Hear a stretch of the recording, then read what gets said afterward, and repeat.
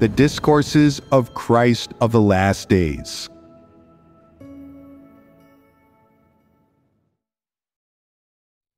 Words on performing a duty. Excerpt. What is a duty? The commission that God entrusts to man is the duty that man should perform. Whatever he entrusts to you is the duty you should perform. To perform your duty, you must learn to keep both feet on the ground and not reach for what is beyond your grasp. Do not always think the grass is greener on the other side and insist on doing what is not suitable for you. Some people are suited to hosting, yet they insist on being leaders. Others are suited to be actors, but they want to be directors. It is not good to always strive for higher positions. One must find and pinpoint their own role and position. That is what a person with reason does. Then they should perform their duty well, with a firmly grounded attitude to repay God's love and satisfy Him. If one has this attitude while performing their duty, their heart will be steady and at peace. They will be able to accept the truth in their duty, and they will gradually come to perform their duty in accordance with God's requirements. They will be able to cast off their corrupt dispositions, submit to all of God's arrangements, and perform their duty adequately. This is the way to gain God's approval.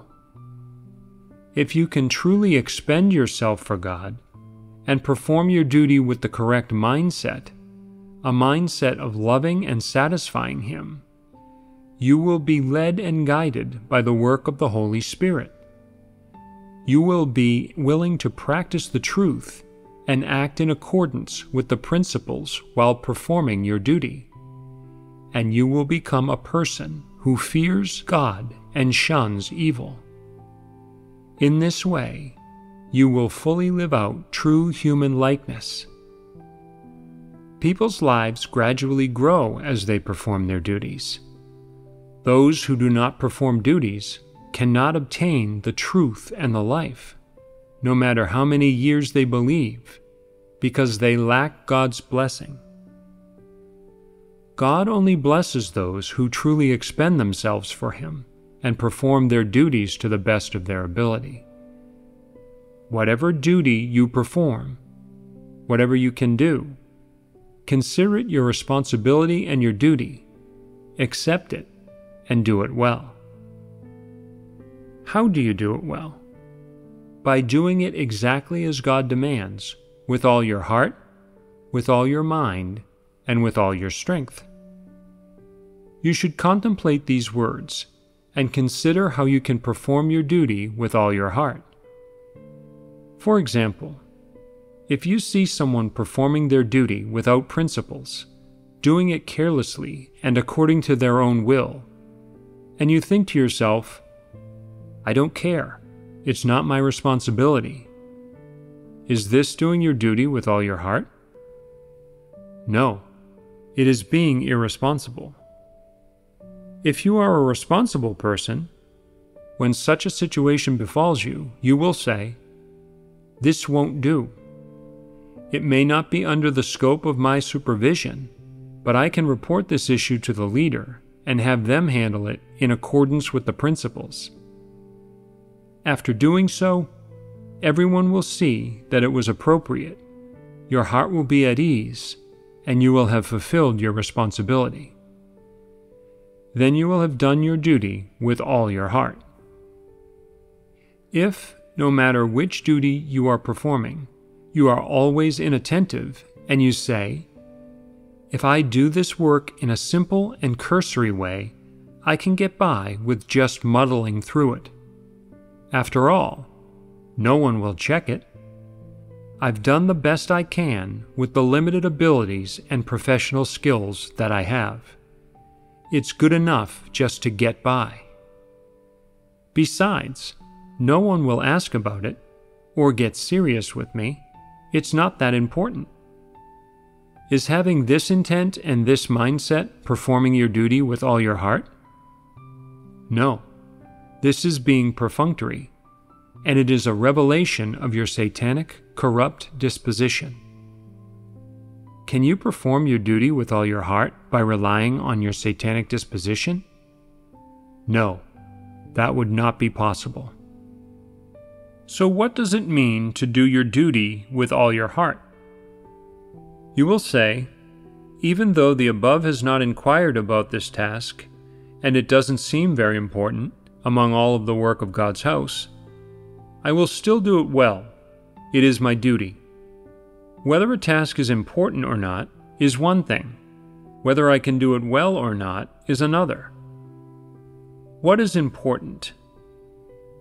Whether or not you can perform your duty well and with all your heart, and whether you can adhere to the principles and practice in accordance with the truth. This is what is important. If you can practice the truth and do things in accordance with the principles, then you are truly performing your duty with all your heart. If you have performed one kind of duty well, but you are still not satisfied and wish to perform an even more important type of duty, and you are capable of performing it well, then this is doing your duty with all your heart to an even greater degree. So if you are able to do your duty with all your heart, what does this imply? In one respect, it means that you are doing your duty in accordance with the principles of God's words. In another respect, it means that you have accepted God's scrutiny and have God in your heart. It means that you are not doing your duty merely for show or however you please, or according to your own preferences. Instead, you are regarding it as a commission entrusted to you by God, and you are doing it with that responsibility and heart, not according to your own will, but entirely according to God's requirements. You are putting your whole heart into your duty. This is performing your duty with all your heart. Some people do not understand the truths about performing duties. When some hardship befalls them, they complain and they always make a fuss about their personal interests, gains, and losses. They think, if I perform the work given to me by the leader well, it will bring them honor and glory, but who will remember me? No one will know that I did the work, and the leader will get all the credit for it.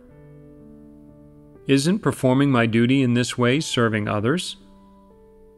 What kind of disposition is this? It is rebelliousness. These people are absurd types. They do not understand God's commission in the correct way. They always want to be in positions of authority, to take credit and be rewarded, and to make themselves look good. Why do they always focus on fame and gain? It shows that their desire for fame and gain is too strong, and that they do not understand that performing a duty is about satisfying God, or that God scrutinizes the depths of every person's heart. These people lack true faith in God, so they pass verdicts based on the facts that they can see with their own eyes, which leads to them forming erroneous views.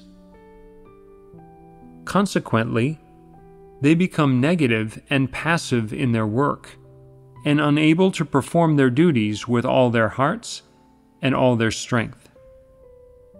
Because they lack true faith and they do not know that God scrutinizes the depths of people's hearts, they focus on performing their duties for others to see, on making the sufferings and hardships they endure known to others, and seeking praise and approval from the leaders and workers. They think that performing a duty is only worthwhile if they do it in this manner, and only glorious if everyone sees them do it. Is this not vile? They believe in God, but not only do they have no faith, they also do not accept or understand the truth to any degree. How can people like this perform a duty well? Is there not a problem with their disposition? If you try to fellowship about the truth with them, and they still do not accept it, then they have an evil disposition. They fail to attend to their proper responsibilities, and they do not hold to their duties. Sooner or later, they must be eliminated. Those who perform duties must be people with normal humanity. They must have sound reason, and they must be able to submit to all of God's arrangements and orchestrations. God bestows different calibers and gifts on different people, and different people are best suited to perform different duties. You must not be picky and choose a duty based on your preferences, choosing only to perform comfortable, easy duties that line up with your own wishes. This is wrong. This is not doing a duty with all your heart, and this is not performing a duty. In order to perform a duty, the first thing you must do is put all your heart into it.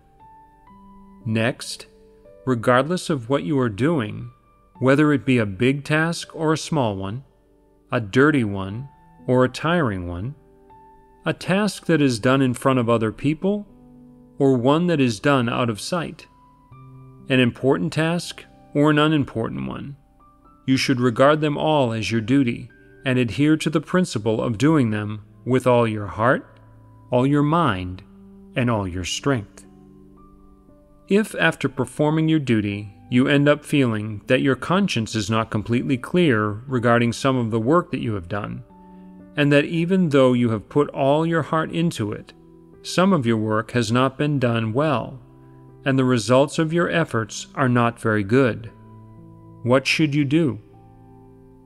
Some people think, well, I've put all my heart into my duty, but the results were not very good. It's not my problem. It's in God's hands now. What kind of view is this? Is it the right view? They are not truly expending themselves for God because they are unwilling to seek the truth to resolve problems. They are unwilling to satisfy God, and they still have a perfunctory perspective on their duty. These kinds of people, it seems, have no heart. When we speak of doing your duty with all your heart, it means using your entire heart. You cannot do your duty half-heartedly. You should devote yourself, perform your duty attentively, and show your loyalty, adopting a responsible attitude to ensure that tasks are done well, achieving the results that you ought to achieve. Only then can this be called performing a duty with all one's heart. If you see that the results of your work are not so good, and you think to yourself, I've done my best. I've sacrificed sleep, skipped meals, and stayed up late, sometimes remaining behind while others have gone out to relax and take a stroll. I have endured hardships and not been greedy for the comforts of the flesh. That means that I've done my duty with all my heart. Is this view right? You have invested your time, and you have exerted effort. On the surface, you seem to have gone through all of these motions, but the results that you have gotten are not good, and you do not accept responsibility for this, and you do not care. Is this doing your duty with all your heart? This is not doing your duty with all your heart.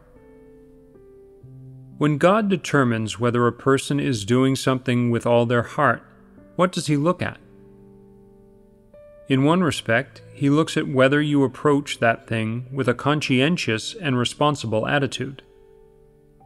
In another respect, He looks at what you are thinking while you do it, whether you are attentively performing the duty you should perform, and whether you are consistently doing it in accordance with the truth principles, and whether, when hardship befalls you, you are intently seeking the truth to resolve problems, so that you can perform your duty well.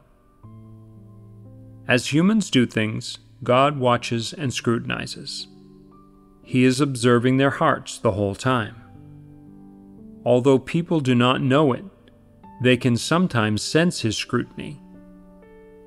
Some people are always perfunctory in their duties, and eventually God arranges an environment to reveal them.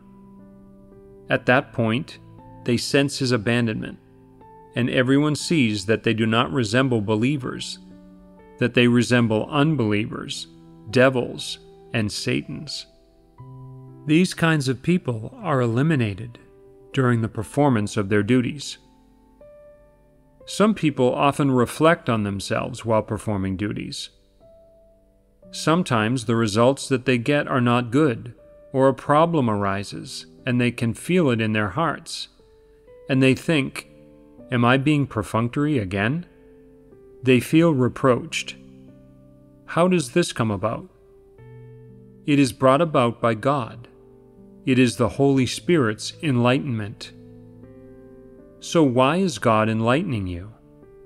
Upon what basis is He enlightening you? Within what context is He reproaching you? You must have the right mindset and say, "I must do my duty with all my heart."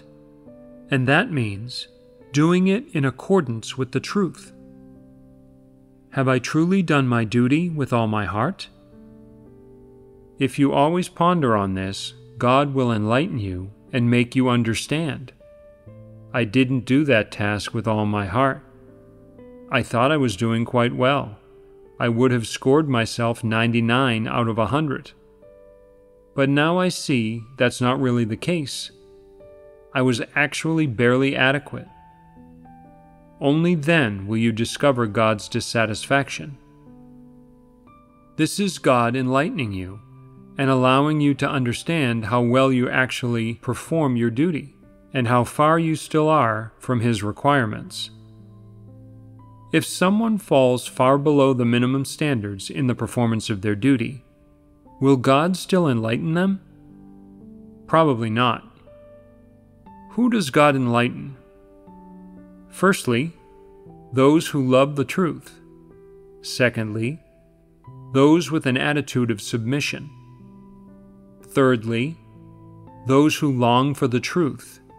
And fourthly, those who examine and reflect on themselves in all respects. These are the kinds of people who can gain God's enlightenment. By practicing and experiencing in this way your personal experience of doing your duty with all your heart, this aspect of the practice of the truth and this aspect of reality will grow ever greater. Gradually, you will become clear on which people do their duties with all their hearts and which do not, and the attitudes and behaviors of various individuals toward performing duties. When you know yourself, you will be able to discern others, and you will become more and more meticulous in your duty. The slightest instance of being perfunctory will not escape your notice, and you will be able to seek the truth to resolve it. You will be able to handle things in accordance with the principles while performing your duty. You will be practicing the truth more and more, and your heart will be steady and at peace. If one day you know in your heart that you have not performed a duty well, what should you do? You must ponder on it, look for information, and seek advice from others. Then before you know it, you will gain an understanding of the matter. Will this not assist you in the performance of your duty? It will be helpful. This will be the case no matter what duty you are performing. So long as people do their duties with all their hearts, seek the truth principles, and persevere in their efforts, they will ultimately achieve results.